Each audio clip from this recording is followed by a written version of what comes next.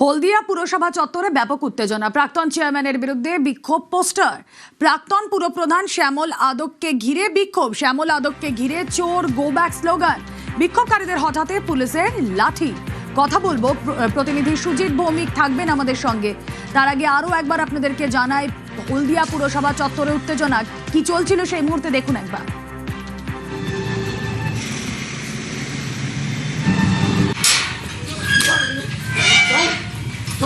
প্রাক্তন চেয়ারম্যানের বিরুদ্ধে বিক্ষোভ পোস্টার, আর তারপরই শ্যামল আদককে ঘিরে চোর গো ব্যাক স্লোগান। বিক্ষোভকারীদের হঠাতে ঠিক এভাবেই পুলিশের লাঠি।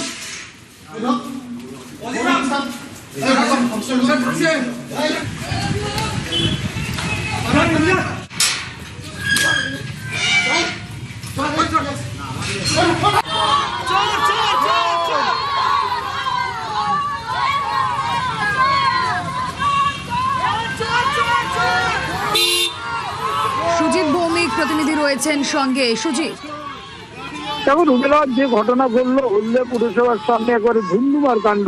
যে ঘটনা ঘটলো আজকে দেখা গেল যে পুরসভার পোস্টার পড়েছে পুরসভার দেওয়ালে দেওয়ালে, এবং সেখানেই অশান্তি, উত্তেজনা, বিক্ষোভ।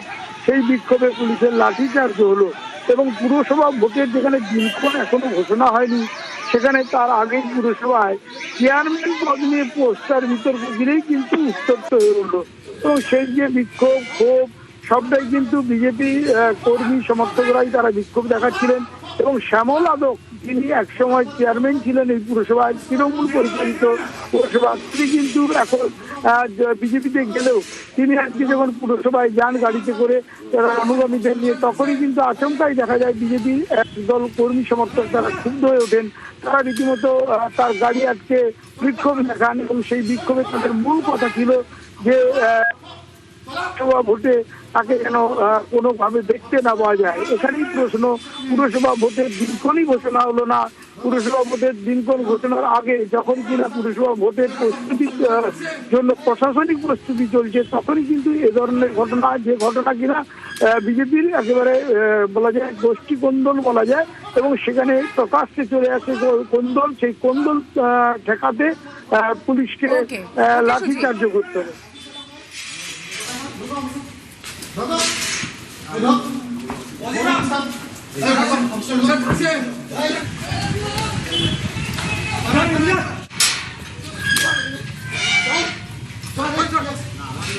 on.